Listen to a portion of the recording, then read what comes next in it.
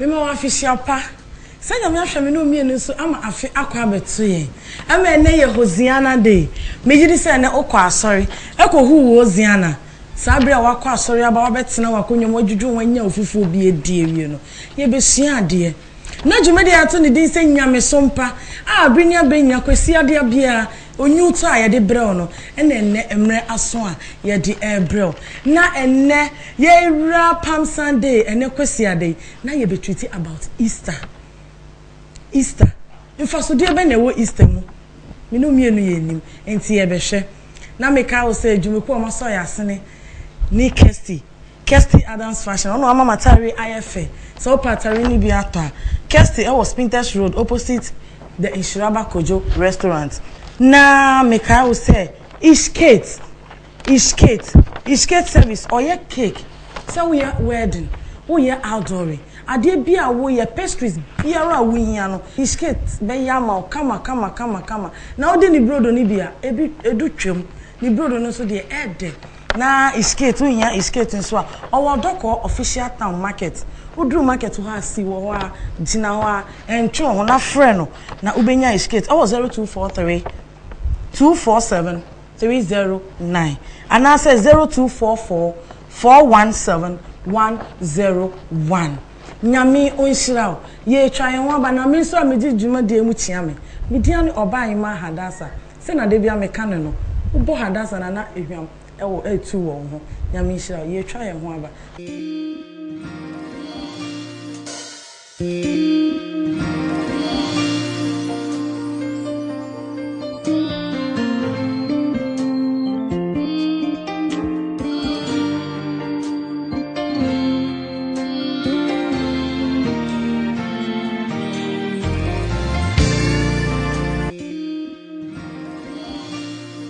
Yo nyame shira o se o ma ofidie no eda za TV ema yekobai wan chinchime mfiri ho esa se opese ye hia ade ebom se na de bia me ka kire wo no fa o Bible na fa o pen ene o paper na enye yensa kan ye papa me fe no ofa me papa ba akofe me fa ba akofe na wakwadru wo nyame asem mu yi esa se opese o hia nyame asem na odi nyame man so ye de o kire o mokwan eko salvation mu se ne be ase nyame pie wa na hengwa mu a the second coming na minu mienu ya anya yiraba enti ene no ye ne ye papa ye papa bi ene abehia de enti o Bible no ene o pen no paper no menja no ho obo Bible obo quotation bia no wa hwe so na minu mienu nyina ye hia de me se me pesa se opia minu mienu ye obeja ye ho o se ye kobi enti o se ye hia de bo nyame nhira na nyame so mpa dwumedi abre ni abe nyina Sunday bia ye de brew no eno na ene ya satena ye dwomu eni ede bel na ye papa ya ene ye ne ba be di dwuma yi ni din ede nana kwaten amanfo so woni mi di aka na fasoso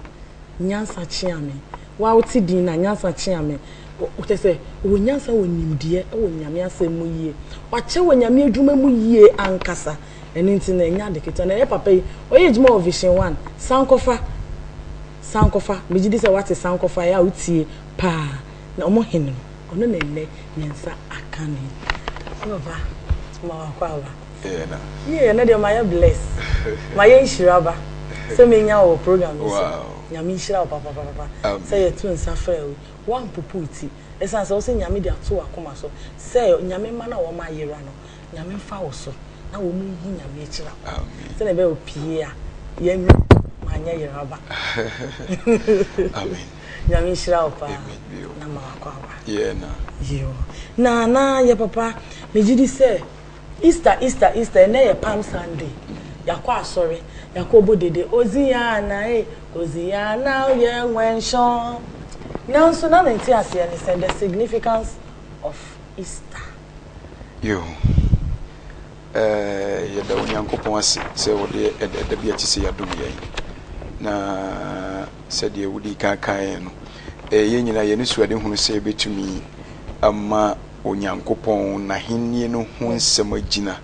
na onipa ate ase fi so onipa anti onyankopon ahennie no ho nsɛm a ontumi nso onyankopon wani enti atwa so onipa ti onyankopon ahennie no ho nsɛm ase na watumi aso onyankopon wani fi sɛ nso hwɛ a onipa bɛtwero no ɛsɛ so osua ho ade na watumi atwere atwa enti onipa bi a wonti Nyankopon ahenni ho nsɛm ase no ontumi nkɔ heaven fi sɛ wonti ase no watumi aye ne yie na watumi akɔ ahenni no enti yɛbɔ mo nso so maba so sɛ mode dwuma so yɛ te sɛ nyame sompa ɛno nko akora no wiade no mu di kyerɛ sɛ yɛfrɛfrɛ nyame sompa de abrɛ ɔmanfo a wɔn ɛyɛ kristofoɔ ne wɔn ɛpɛ ahenni no akorɔ enti ɛnɛ sɛ akɔba sɛ mo kasa de afa Easter ho na mo ato safrɛ yɛn na onyankopɔn onhyira mo yɛka Easter no ɛyɛ ɛda a yɛdi ɛne nsɛnkyerɛnneɛ adeyo bi a yɛyɔ de kyerɛ onyankopɔn dɔba Yesu Kristo ni wu sɔreɛ so nkunimdie Yesu ni wu sɔreɛ no nkunimdie enti broni bɛka sɛ signify the victory of Jesus Christ over death enti ɛkyerɛ sɛ Yesu Kristo watumi adi nkunim owuo so aha enti yɛka Easter na sɛ yɛde kai Yesu Kristo ni wuo ɛne ne sɔreɛ okay so ɛdeɛ na yɛ Easter ɛyɛ bra yɛdi ɛde kai Yesu Kristo ni wuo ne ne sɔreɛ sɛ deɛ mekyerɛ mu no na yɛde atwe adwen gyina so sɛ agidifoɔ owura bi ba asase so a ne din di Jesus Christ a wokɔ Hebrew kasa ne ade no a ne din na ɛyɛ Joshua aha na saa nipa yi a ɔbaa yi na nkakane na nkɔbama Israel fie nwanku a wɔn ayera nanso so twɛsɛm yɛte ase sɛ wɔnam nadom ne na hoɔden so ɛne moburuhunu no so ɛtrɛi ɛde kɔ amama nyinaa ama yɛn so amamamufoɔ aka yɛn bi na yɛn amamamufoɔ no yɛ dua awuo ɛna Israel dua yɛ mo no ɛna wapan dua no branches ne bi ne man ne bi na ɔde yɛn amamamufoɔ no ahyehyɛ ho sɛ yɛn twi nsuo ne bi enti ma yɛn hohoa yɛ ho na yɛn twi nsuo ne bi na gye sɛ kase yɛdi Easter no kora no anka wɔ sɛ yɛn amamamufoɔ no yɛma yɛni no agye na afei yɛwerɛ san hoɔ ɛwɔ kwan bi so sene Israelfoɔ no kora nti agya wɔn na ɛsɛ sɛ wɔn mo na ɛsɛ sɛ wɔn mu di Easter obiara ogye Yesu Kristo ni wuo ne sɔre adi okay ɛsɛ sɛ odi Easter no bi yɛyie sɛ wogye di a na sɛ wogye di ɛsɛ sɛ wogye sɛ yanoa fufuo ɛyɛ abɛkwan ani fufuo abɛkwan ani fufuo no wosi wo mpɛ na sɛ wompɛ abɛkwan ani fufuo ayɛ ne yɛde si table so abɛdi bie watimase yɛbu bebi sɛ ɛnam a yɛnwe no yɛmfa yɛse nkyɛ so wate aseɛ aha enti sɛ wonyi Yesu Kristo ni wuo ne sɔre ni deɛ ɛdɛn na wodi Easter na kyɛ sɛ bɛkɔ kane deɛ num okay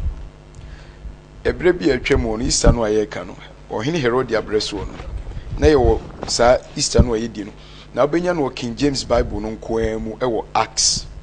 asomafoɔ nnwuma no na obɛhu Easter no na yɛtwerɛ no Hebrew kasa mu aha na saa abrɛ no wɔn di na ɛnam sɛ Yesu Kristo ni wuo ne sɔreɛ no a ɛbaeɛ no ɛne saa deɛ no bɛhyia nti ne yɛfae sɛ yɛde bɛdi saa abrɛ no ɛde akɔhyɛ deɛ na ahemfo no di no dada ɛwɔ saa abrɛ no so no saa Easter no mu no abrɛ no so na Yohane wɔn Yesu asuafoɔ na yɛkyekyee wɔn no saa abrɛ no akorɔ nso amu na yɛkyee Peter ɛde no kɔtɔ afiase no aha enti na saa da no a yɛdi na aduru enti sɛ Yesu wu sɔre ɛwɔ saa abrɛ no mu ya yɛde ɛkae a ada ne yɛmfa nkɔhyɛ saa da no na yɛmfa ɛnni da no na yɛnkɔhyɛ ɛberɛ a ɔhene Herod tumi kyikyi nipa kum wɔn ani ade wɔ berɛ a yɛdi saa da no a yɛka na piti ɛberɛ no watemase paa enti sɛ obi nyi Easter no nni a ɛnsɛ sɛ saa wo ne ko no odi ɔnyi Yesu Kristo ni wuo ɛne ne sɔreɛ ɛnni na sɛ yɛdi ɛberɛ bi de akaeɛ no a ɛne ɛyɛ dɛn na ɔdi bie onipa adeɛ ankye no no ɔyɛ owufoɔ nti deɛ wanhu adekyeɛ no ɔnni adekyeɛ mu dɛ enti sɛ wonim sɛ wonyi Yesu Kristo ni wuo ne sɔreɛ ni deɛ a adɛn na sɛ yɛdi ne nkaeɛ da a ɔdi bie okay nti agya sisi ano Easter ni nyina akɔyɛ kwawuo service meka that is Ghana ha yes that is Ghana ha akɔyɛ kwawuo does it mean say that Asian days now omudi Easter no at part no womu we no so bra no so omudi no so aside Easter no during Easter time na won say menkasa mu no medi kan ka se bre bi atwamansa na ye di Easter no be hye Yesu ni wo ne sɔre no nanka ahemfo no di Herodi e ma me manfanto no won di ne sabrent se de ene ebre we su ayesi kwawu ehinhin na ye bobɔ na ye kɔgye ye ni no wabra sabre na ye obi doba no wabewu a eye oyaw anka wo se de kai na sabre no na won di no eno ye di Yesu Kristo de no abehye ho ni wo ni sɔre na abehye sabre na nan enti sabre no mu no bi ade yo bi na na abehye ba bi a yesi kwawu na ye enti na se ade a setiti nyina de sesese asida wow de abatwam na ye die nyina ne ma ye bia no abakɔ wonderful abakɔ si wo hunu na Awurade bo asase odi so yiri se asase di kan no a wonya nipa nwotwege won kwa no bezi sabri asase nse bio enti de asi bia no abakɔ enwura bia fifi a ewoda so wo ho no Adam to di ansa enti de asi bia ye hunu no abakɔ na esan aba enti se brebi si nanka ye dida no te se de ye di kwawu no ena obi be wu sabre no ena onya ne sabre no ne yese ye mfa sabre ne enkai ya eji sa onipa no be wu ye ni di no ye mfa sabre no anke de be kai sa anija fashion ne niama no ye mfa si anemo enti e ba ne san na so ye ogidi ni a ye de kai sabre no obi so de koje ena ye ma studio e madwuma enu nti na me bɔ ma ba so se sa dwuma so ye amode abai no ebeboa mpanyin sise se kai tro ayesi enti a Christopher ya adwen na bre bia wo se yesi enti na Yesu Kristo ka asem bi se munya nchechire no da mandate ya Yesu de ma yen se yen ka sempa no nchire amama nyina so won gidi aye mo na su ebo na su wi a yen chechire onkosi se obeba ena nchechire ni hobio enti wodi beto ba ifonku nchechire ni hobio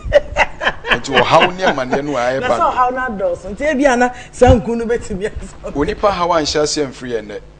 yes o hawo bia wo ho ene no eda Awurade bo asase na sa o hawo no ho wote de mechire ebra Awurade bo ne soro na asase no na sa o hawo Bible so Onyankopɔn bo soro ne asase na Awurade hwɛ na o ka se enye na esakasaka na o sa bo ne bio enti wo amane a wonamu ne nkugu a wodi ne na ano no Awurade di bi na ano ono na nwuno wow ti o hawo bia wo ho no wo ho free titi eyo nipa so odin ena ama ene sa ne ma no ekoso so onipa fa Onyankopɔn asɛm a automatically no wadi nkunim ewo na de hiade so fi say okay kan John chapter 15 verse 7 to 8 o say wotena me mu na me nsɛm tena wo mu a de obebisa me bia meyo so the word of God is stronger than prayer yes but ya forsake the word of God and ye bompa ye enu nti ne hu no say ye how doors no ye how no so eja me ba waka asɛm bi ye try ho aba ne ba no watele me ho ye ahwefo abibia me ka chem say ye hia ade ene so ene de enso ye sonko ye papa kire ya ade de bia wote ne nka na bia wo je de hu so o cheche mu TV so ye say fi wani hu hwe yakope ye friend say weather for space ni bi na hye na tena TV na ni mu say ya na tie na churo hwe kwawo enije ye se esida ene se etsi na se nkyere se o Kristo ni ana ogidi ni wodi wuro nyina ye den ehye ehommo eye Yesu Kristo na me no mi ni edi nechi no ni wo sɔre ene ye kai o se ye de areho ene che se ahomoamo ani efendi na so sɔre a ni e de enije ene ye de ye friend say che se ye ni nyina asɔre abo wo afa ye ha no ko onua ye suade ye na me kai wo say Kirsty Adams ene mama tare afata me kama Kirsty or Sprinters Road opposite Kojo Inshiraba Kojo restaurant hono wo hwe Kirsty kira kwan a wo benya no wa matrofo so 055 453 5794 ana se wo hwe Ishkate ebi opese wo ye wedding ana party se wo hwe coconut cake na opa obeyama chips pastries bibia oyebi ninsa no so ode medibida ninsa no ode papa ne me na da udi ni breader de bia obefa kai free baby awo no aba be dibi na wo hwe Ishkate owo odoko official town market udu market ho agina ho na frɛ no e wo 024 324 7309 ana say 0244 417 101 ye twa ye ho ense se o gina ho Yo,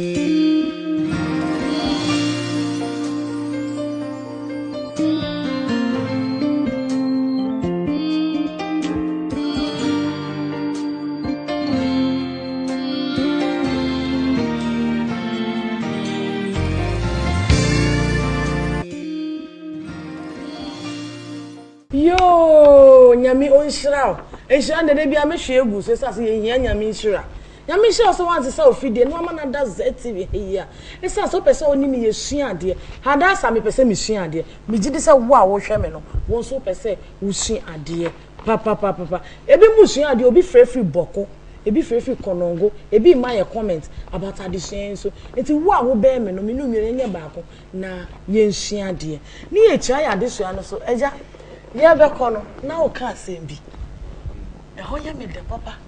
nti be sa aboso amane this okay ensem de makabi ya be try the word of God is stronger than prayer. Okay, na me pese me bisa wo say wo say nyame asem no anu odin is stronger than prayer. Fine, it will say ye jai nyame asem eni am Bible na do so my Bible say pray without ceasing. Yo, se e ka cho se o man bia wo ho a e wo se onya asrafo any police ma wona tu a e che se da bia no wo so na otomo ba wa bra oni tio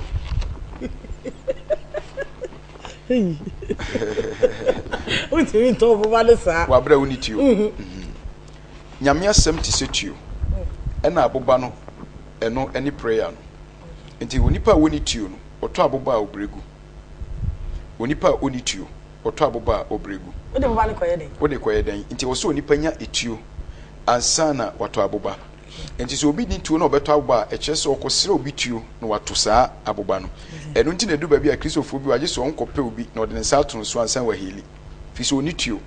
So the word of God is stronger than prayer. Bible sin Awurade ka say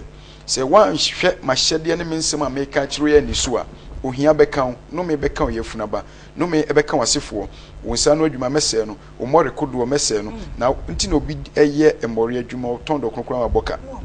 enso da kon de tupa e wo twosem enti e kyese onipa ani nyame asem so na obompa yese onfi no. So the word of God is stronger than prayer. Eno na ene we are encouraging the people to pray more than to abide in the word. Enti ama abusuma sofo nyina all over the place. No bia enti yadwen se wo mi kompa ebo me ho beto but me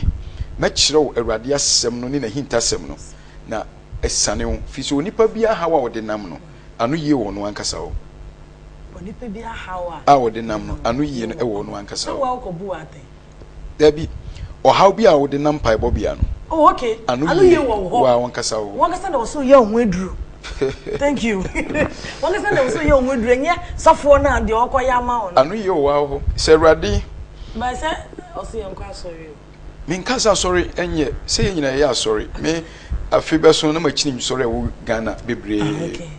Enti Bible no so ye because Presby method is himfa be a 3 days and a 7 days program na me gina mu teaching ni healing.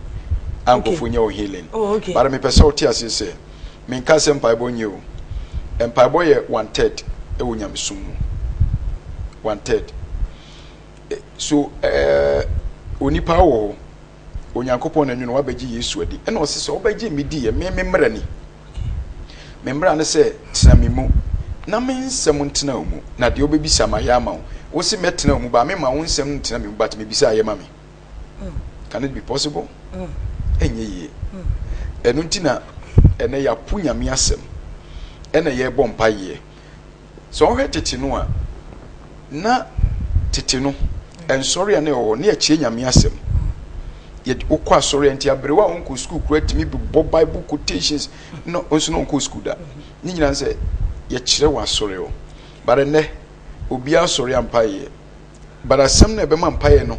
I establish wa bisade no yempe ye ja nti enye yida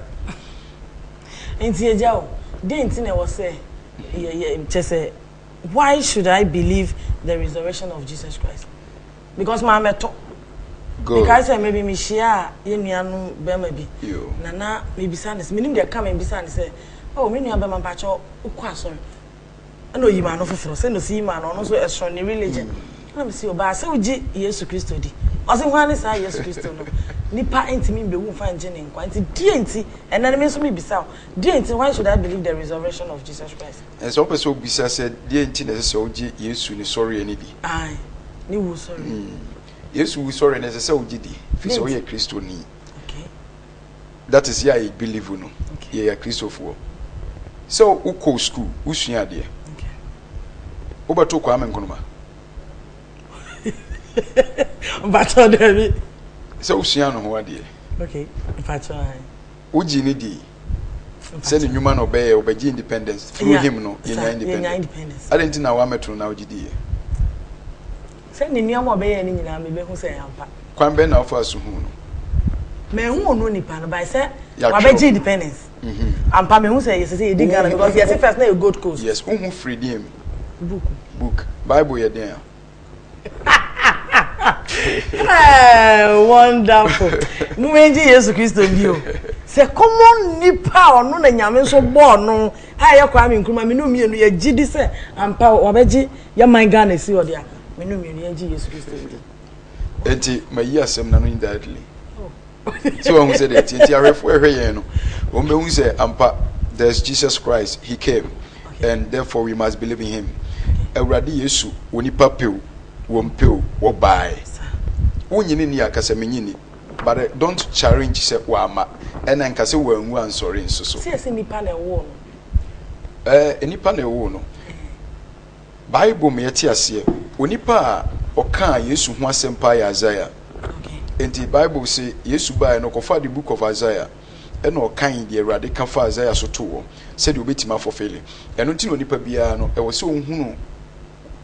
oda yeso won kom shefa ho wadi ye o calling. You should know your calling. Enya sa untimi survive wa asase so wo de kobo ha na de akobo ha na de akobo ha ye hye no nkom to wo se ababa wa onwo da na obenyin sen no wa bere okun fa no nka no na saa wo nipa no beba asase so na wa be ye de oyeye no enti nipa na wo no efri se ye kato wo se nipa na be wo no Isaiah wu ye 600 years ansa na Yesu ye wo no enti se ye kato wa na abam saa pepepepe a ne je se de kan na wo se bem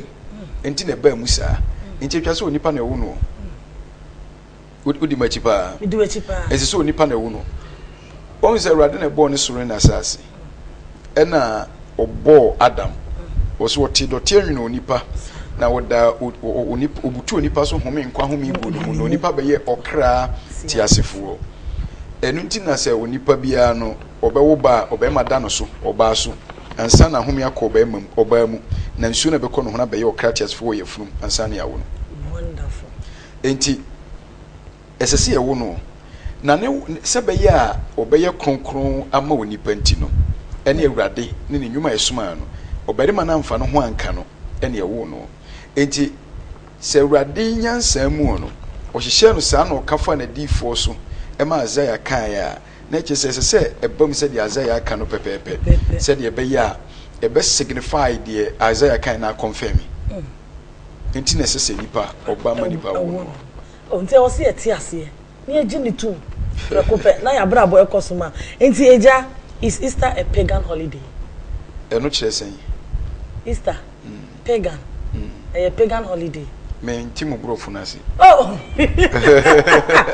obi na dia send me say is Easter a pagan holiday ana e fa on church na wo church no sisi ano won say Easter na ye sha se no won say na me bobo ani ma bi so say ebre bi atwam nanka saa da inkofo didi ye ni jeda ye di si wo ma fofie di ye ni jeda kwan sonko so a ye de edi di ohene bi ahyehye de amayen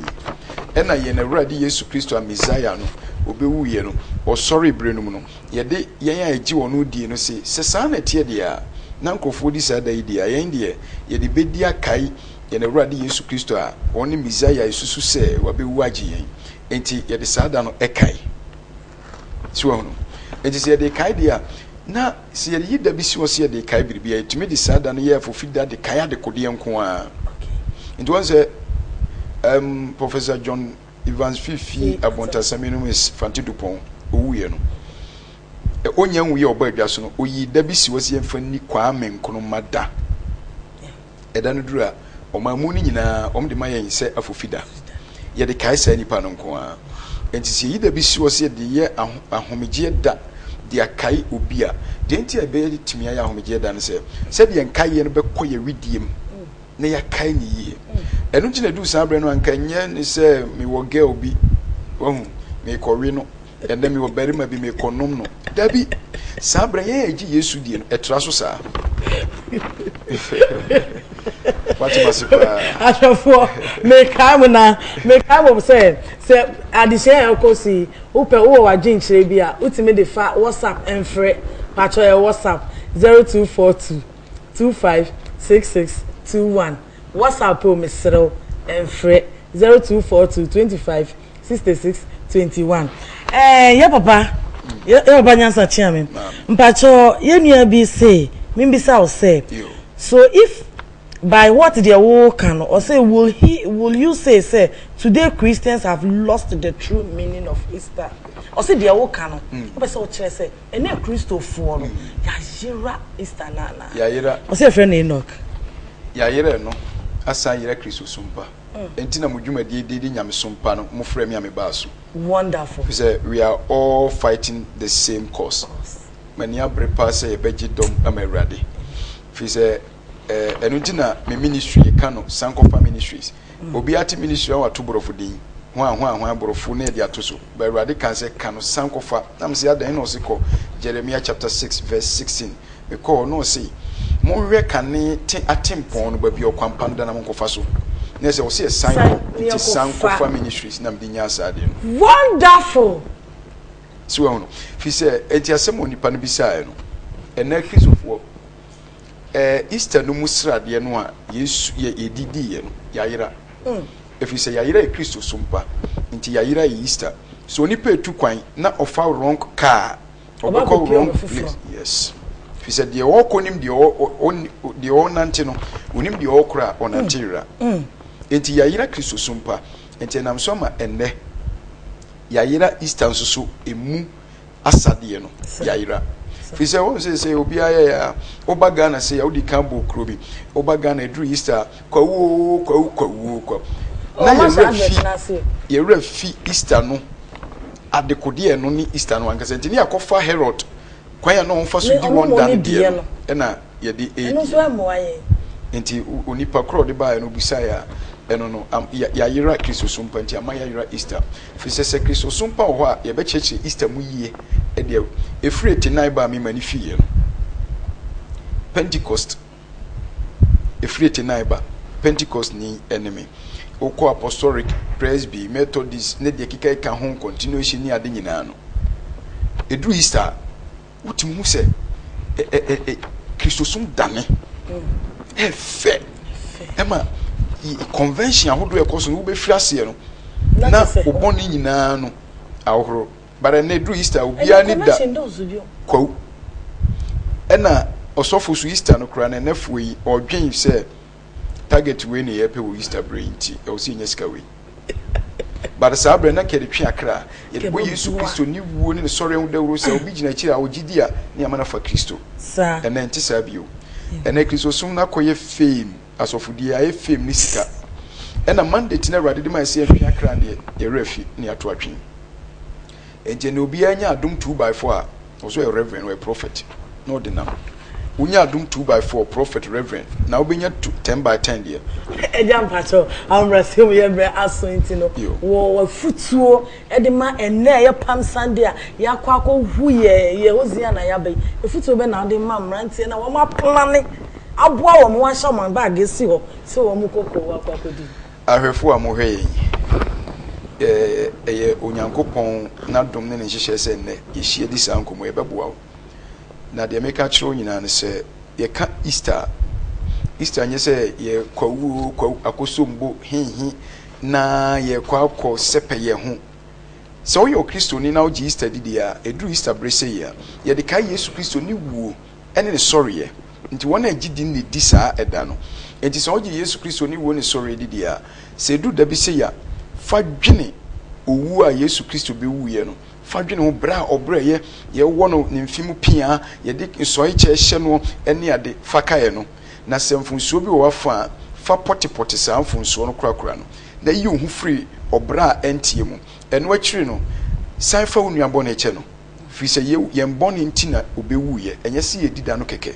eno ehia sense ebekɔ ya na aduru ba bi a awafo no bebre nso yosa awafo nso amohwe mene no se duru da bi se ya fa oyire mfumso che no okunu oyire nso fo okunu mfumso che no na kai se wo bɔ ne do so che de okunu de ayewo no wo bɔ ne do so che de oyire de ayewo no enso Yesu no bewu pipae no nyina enti eduru da bi se nso a yemfo ye ho bɔne enchecheche ye ho nyame onhyira onye okesie na obi si menka cho se unwie ye na nti o say next week no yesa betina adwom na timi kɔ ne details ma no ono so tia o say on first na kontia se ba se ene de o twe na adwen aba you ahwefo me da masese mudi ye chima yesua ade wo afa na o send no message ne mesrew wo de send ne bra next week ne be kan ama nyame nhyira me ka cho se nyame so mpa so de adesua ene yesua ye ma emetina ye ba metina wo nia me no mienu ye nnimu no na ye hu ne de abɔ ye bra se ne be opie wo nanim onyamu no me no mienu ye anye ayeraba nyame nhyira se o hweye na wo so de be bɔ bra na me ka wo se atare a me hye se ye ofa Kirsty Adams ena oyede wama me ho aye fefefe na me de tie hadasa na wo hwe Kirsty Adams a ubenya no e was Spinters Road opposite the Inshiraba Kojo restaurant na kasahoma ubenya no 055 453 5794 na wo misaka obiom se Ishkate catering service we say Ishkate echira kwan wo mo odoko official town udu odoko official town kaso besi wo market udu market ho a na ubenya Ishkate men fa ba bia na friend no ewo 024 324 7309 and answer 0244 417 101 nyami sha na me so ametina dwamu ene udi adenya de bia me ka che me dia ne oba anyima hadasa nyami enhira me crew members nyina me producers me manager nyami hira mu nyina se mo so masene na ye de addition e bai share me same time next week by this time bye bye.